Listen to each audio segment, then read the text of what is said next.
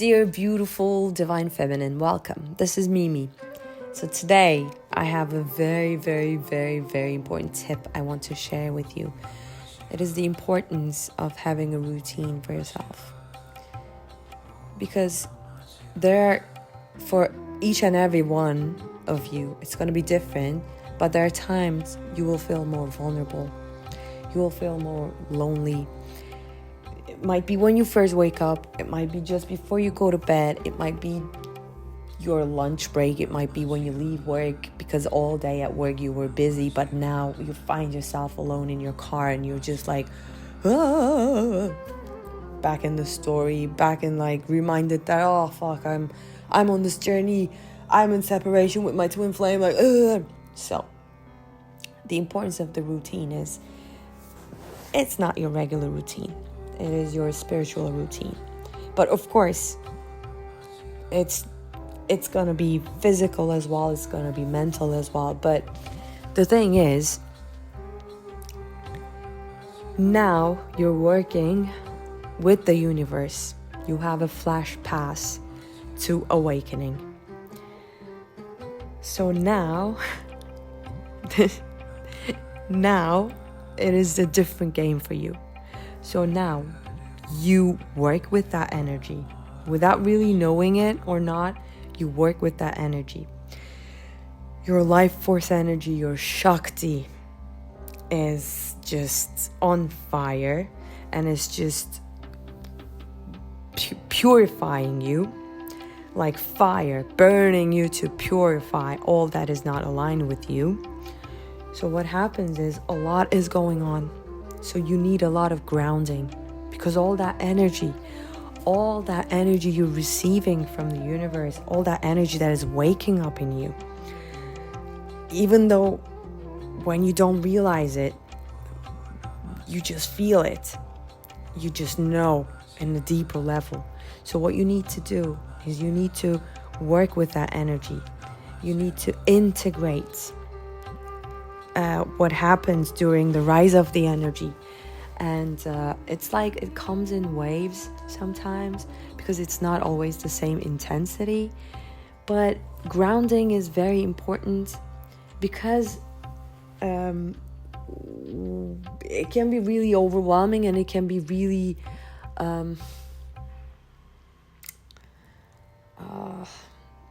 you might get almost stuck. I say this very carefully, almost stuck in the upper chakras. You might get really into, especially when you first discover that shared energetic field, that you have a connection there.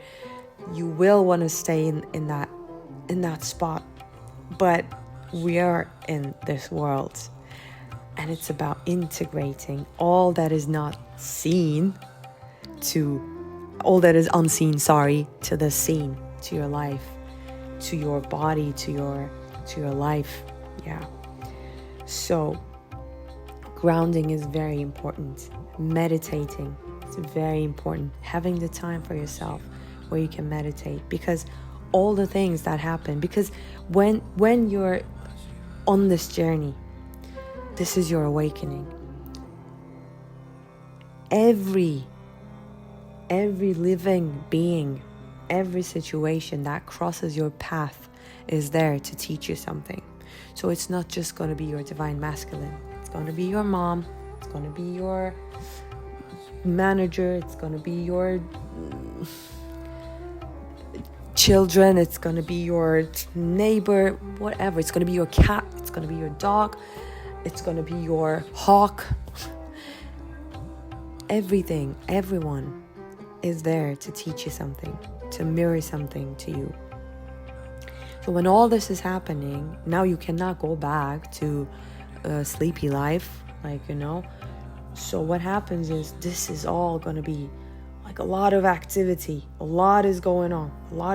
You're having your awakening. You're having your kundalini. You're having your Shakti, just putting your body, mind, soul on fire.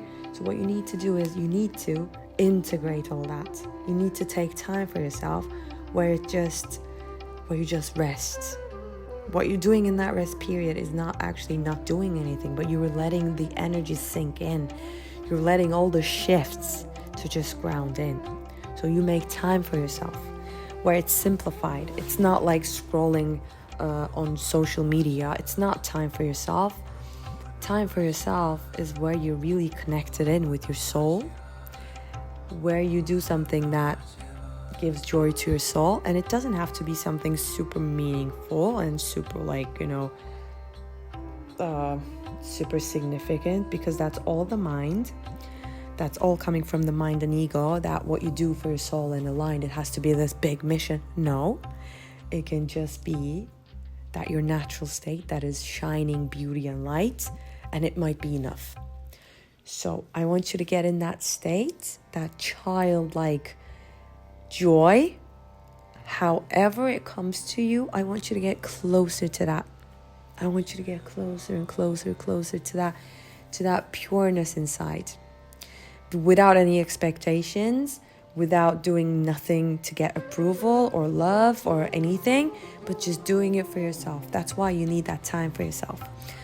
So you need to ground it in. You need meditation, which can be the same. You might go with a grounding meditation. Me, what I do is, if I cannot get out in nature, if I cannot put my feet, my hands, or my body in touch with the trees, with the ground, with if I cannot go jump in the water, what I will do is I'll just imagine roots coming down, either from my root chakra or from the soles of my feet, and then I imagine them just getting thicker and bigger and stronger and just going deep. And sometimes they just go around, sometimes they go directly to the core of the earth, and they're just like holding that, and they're just putting my roots around it, and it's like it is. And sometimes it is much more like there are flowers blossoming on those roots, and they're just slowly it is an adventure. They're discovering the soil, and then they're going through water, they're going through rocks, and they're going through the bones of my ancestors, and they're going through like some treasure that's left there by a king. Like, I'm but whatever you do, ground it in. Whatever helps your imagination, do that. If you're not a visual person, if you feel it other ways, just do it. But you don't have to try so hard. You don't have to feel something like majestic. It is enough. You know what really is magic? It is your words. You just say, I'm grounding this in. I'm giving this to Mother Gaia, to Earth. I'm giving this. I'm grounding this. You might also go, whatever doesn't belong to me, whatever negative or fear-based or anything that I might have taken from outside or produced myself, but I need to get rid of, I'm just giving it. I'm just giving it to Mother Gaia. I'm just giving it to Mother Gaia. So you do something like that, and you do meditate. You do take that time, put a nice music, just focus on your breathing. It might be guided, it might be just you. Just get into that realm. Create your own secret garden. Create your own kingdom of heaven inside. That you can do by really getting the time for yourself. Another thing, I just mentioned it, getting out in nature. Really getting out in nature. I made another video on this, practical tips. Get out in nature. Just meditate. Slow down. Just, I suggest don't really interact with people, because when you're interacting, it is your mind that's going to be on the wheel, and it's going to want to be right, or it's going to want to analyze what they're saying, or think about your answer as they're speaking, all the mind and ego stuff. So to avoid that, it's really important that you get you time, you get out in nature, you feel that oneness with everything, and nature just is so magical. Just even touching plants, touching a tree, hugging a tree, just putting your bare feet on the ground, jumping in that water, that cold water.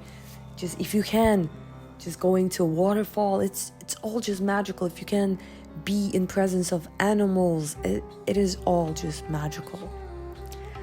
So that's another thing. And get your body in the game. I always say that. Get your body in the game. Do yoga or dance or run.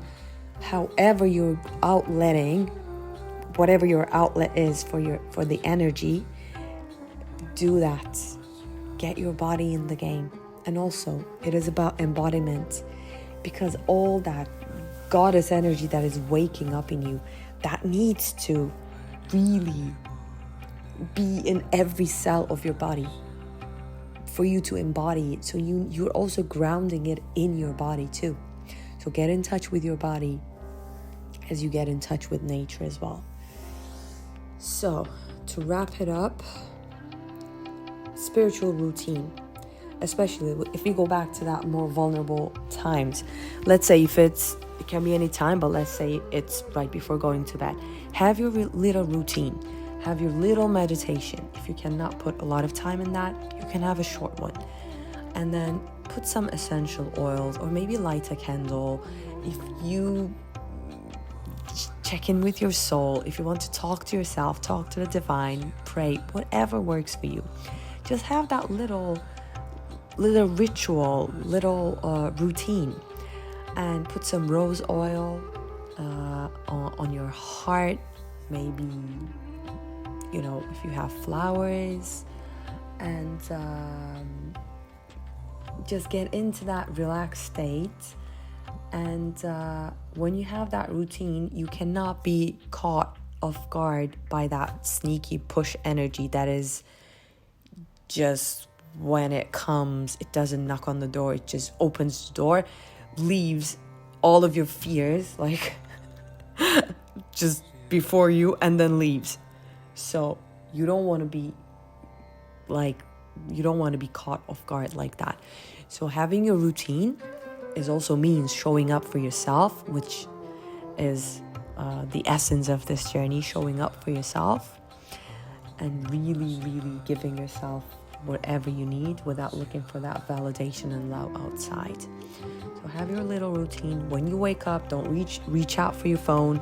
Don't start looking at your messages. Have your little routine. It might be you might stretch, and you might meditate, and you might journal, or you might just go to the window and look at the trees. Whatever it is, just have that moment of checking in with your soul, and then start your day. And then whenever you can get a pause at work, whatever work you do, or if you have children, whenever you can make that time for yourself, just check in. Just check in, relax, and get back to yourself. So it is a good place to stop this, but we're going to be talking a lot and over again about this. So I just want you to know that this is not easy, and you are doing amazing. You are doing amazing. You got this. Everything you need is within you. It's just a matter of you unbecoming and really meeting yourself at the deepest level with the most gorgeous self, the soul that you are. And that's where the magic happens. I'm sending you so much love, you beautiful soul, for coaching and courses, and for the detox program that I'm going to be releasing soon. Check out my website. And I'm sending you so much love and light and blessings.